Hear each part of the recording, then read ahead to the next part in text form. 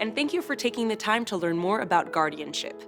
This video is about the court process to appoint a legal guardian for an adult. Many adult guardianship cases are decided in what's called an Article 81 guardianship proceeding. Other types of guardianship are discussed on the court website. If you are seriously considering guardianship, please keep in mind, the judge will only appoint a guardian if no other services or legal tools are available to help. Every alternative must be explored first. There are several resources to learn more about alternatives. You can find more information on the guardianship website, including a video which is part of this series.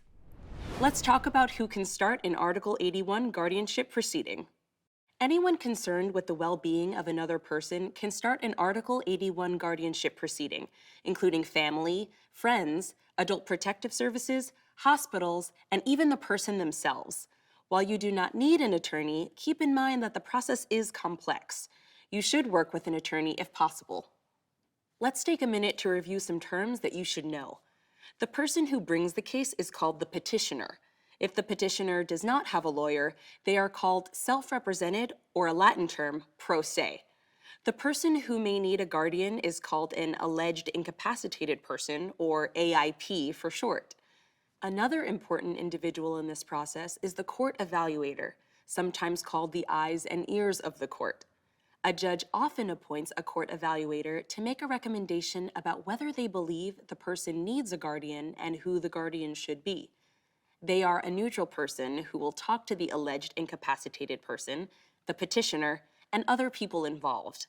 The court evaluator may also review records to learn more about the situation. There are a few items that must be filed with the court. The case is filed in the county where the AIP lives. How and where you file the papers will differ depending on that county's rules. It may be in person, online, or by mail. It's always best to call the court or check on the court website. First, we will talk about the order to show cause. The order to show cause document is often called the OSC.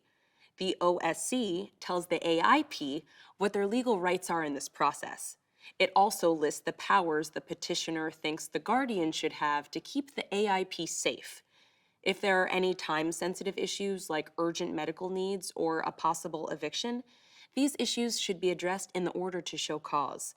The judge will review the document and add information about the proceeding, such as the time and place of the hearing.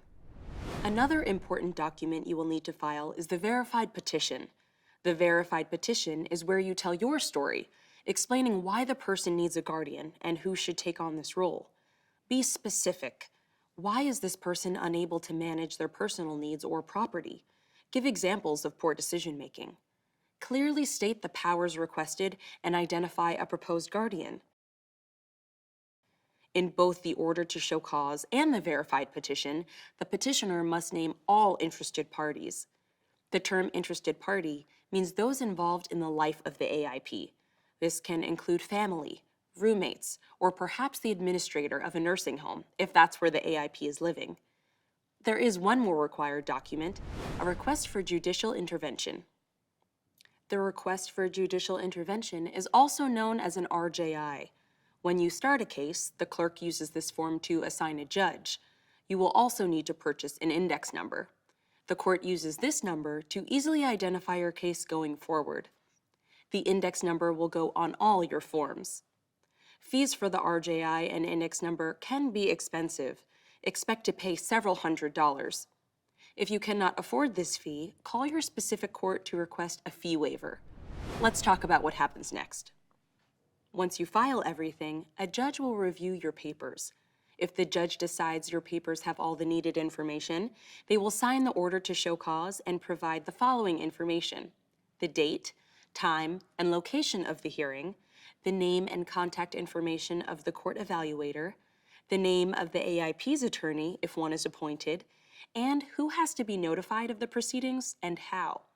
If you do not hear from the court, you should call the clerk and ask if a signed copy of the OSC is ready. You may have to pick it up in person, or it might be emailed. Another term you should know is service. The term service is used to describe how to notify everyone about the case. Once signed, the order to show cause will explain which papers need to be served, how they should be served, and who should receive them.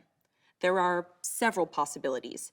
People can be served in person, by mail, or another way. Please note, the petitioner is not allowed to serve the papers. Service must be made by someone else, and they must be 18 or older. A court proceeding cannot continue until you let the court know everyone has either been served or an attempt has been made to serve them. You do this by filing what is called an affidavit of service. More information about service is available on the court website. The next thing that will happen is the hearing. At the hearing, it is up to the petitioner to prove that the AIP needs a guardian. You can ask people to testify as witnesses. This could include family members, friends, social workers, and others who know the person well. Keep in mind that all witnesses can be asked questions by others involved in the case. Think about what you want to say before your hearing date. The hearing is an opportunity to tell the story of your petition and provide more details.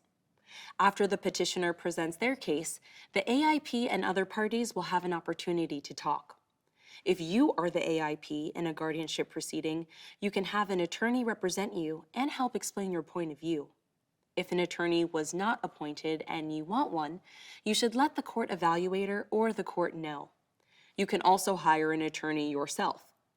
At or before the hearing, the court evaluator will submit a report summarizing their investigation and whether they recommend a guardian.